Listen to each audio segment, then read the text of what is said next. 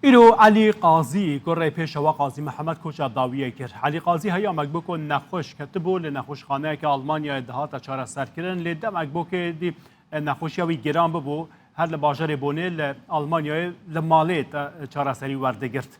ایرو یک شمه ده تموز ده تمن 89 سالی ده کوچا داویه کرد. چافکانیه که مالبات قاضی جتور میجر رو دو راگوت علی قاضی داخواست کردی کتر میوی و گرین بو محابا در روشلات کردستان یا نزانی که دولت ایرانی ویره بده یا نه اگر رینات داینجی جبور روشلات کردستان کو بیت و گراندن و گرین بو باشوری کردستانی.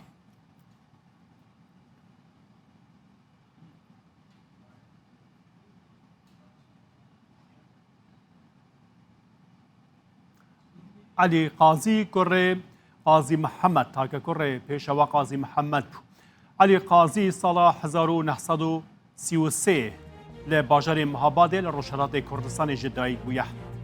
ددم راگهاندنا کمار کردستانی دا تمنی 20 سال بود. دمکی سروک پارتی آزادیا کردستانی بود. جبر نخوشی دست سروکاتیا به پارتی بردا.